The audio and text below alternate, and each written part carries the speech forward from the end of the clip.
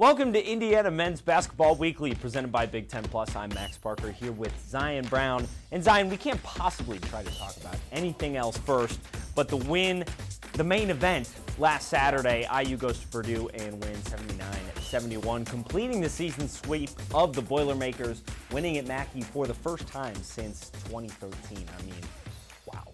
Yeah, it was a tremendous 8-point win for the Hoosiers on Saturday at Mackey Arena, and that was despite just 10 points from Trayce Jackson-Davis in that game. If you would have told me before the game that he only scored 10 at Mackey Arena, I'm thinking Purdue probably blew out Indiana, but that wasn't the case. IU was down by 4 at halftime, and they just flipped the script completely on both ends in the second half of that game. That Mackey crowd, by the end of it, I was there, Max, it was dead. They were just silent. They were speechless. They could not believe what had happened in the second half. But it's a testament to how well this Indiana team is coming together. Yeah, before we dive any deeper, Carlo Barone from the Hoosier Network has a story on how it all went down.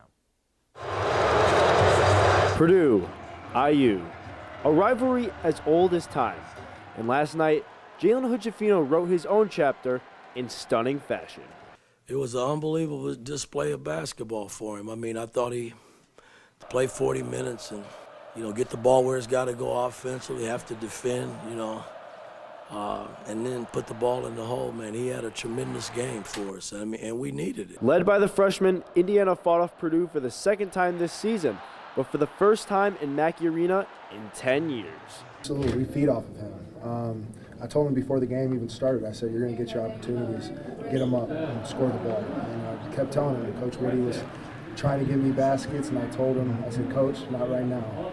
We're riding him right now, and when a guy's hot like that, you just got to keep giving him the ball. Hood-Schifino poured in a career-high 35 points, only 1 point short of the Indiana freshman scoring record, and he quite literally turned out the lights at Mackey Arena. But Hood-Schifino's had this game circled on his calendar for a while because he loves playing in big games like these.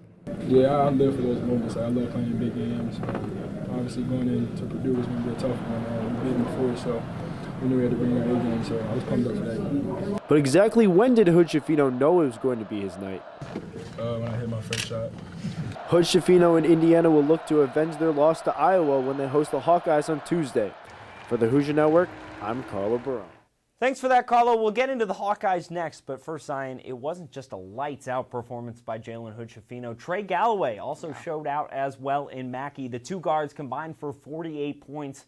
Meanwhile, on the other side of things, Purdue's backcourt, Fletcher Lawyer, Braden Smith, they only combined for 20. Just a pretty good performance from Indiana's backcourt outplaying Purdue. You're right, and that was the story of this game. It wasn't Zach Edey. It wasn't Trayce Jackson-Davis. It was all about the backcourt battle, and Indiana won that backcourt battle. You mentioned Jalen Hood-Schifino. He was tremendous. Purdue admitted after the game that they were trying to force him left all game, keep him away from his right hand. He responded to that by still making shot after shot and getting to his spots when he needed to. And then Trey Galloway, you mentioned him as well. He had 10 second-half points, and he locked up Braden Smith for the entirety of that ball game at the point guard position.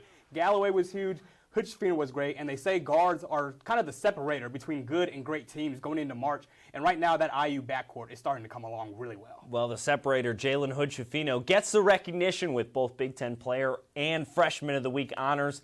The season sweep is complete, and now the attention turns to Iowa Hawkeyes on Tuesday.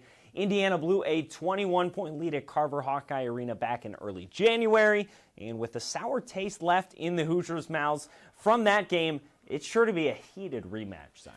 It sure will be a heated rematch. You had those comments Mike Woodson made about Fred McCaffrey after the game. I was at that game. I was in that presser. Woodson was not happy.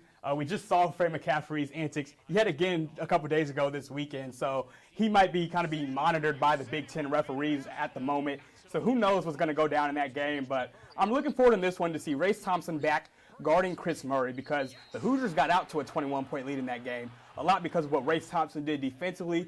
Then he went down with his injury, and the game flipped. Murray was able to go off, and Iowa's offense started to click after that. So in this matchup, we get to see Thompson back guarding Murray. He'll be healthy. He'll be ready for the challenge.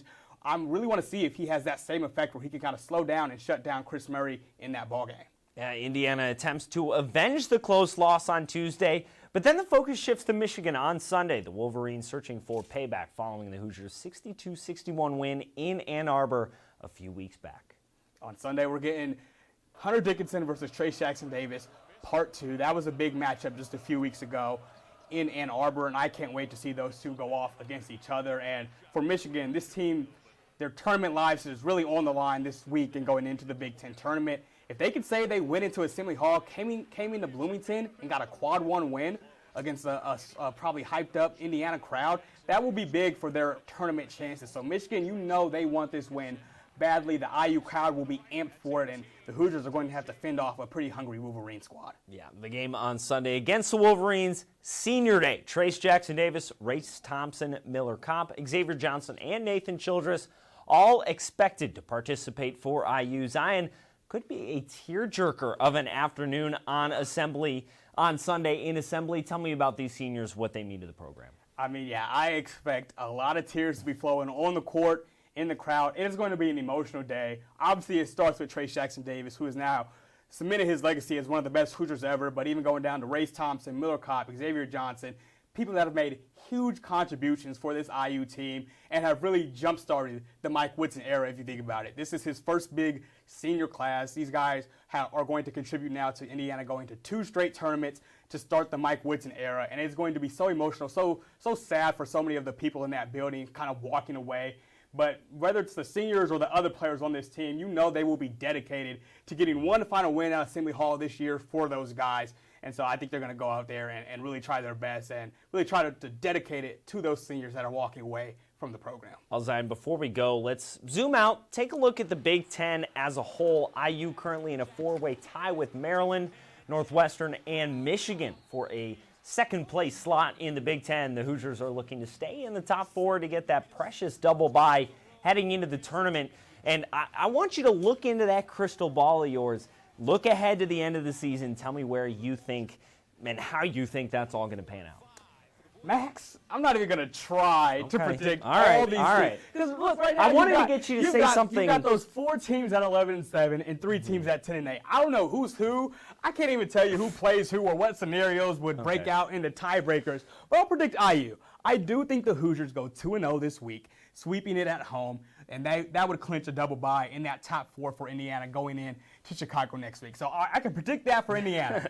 Don't ask me what's going to happen with Maryland this week or Rutgers or any of those other teams that's in that big 7-team logjam, because I have no clue. I will not fully come forward and admit that I was trying to get a controversial statement out of you that will make other fan bases upset, but hey. Anyways, that'll do it for this week's edition of Indiana Men's Basketball Weekly, presented by Big Ten Plus. For Zion Brown, I'm Max Parker. Thanks as always for joining us. And remember to follow @Indiana on BTN on Twitter. We'll see you next week ahead of the Big Ten tournament, see how everything pans out.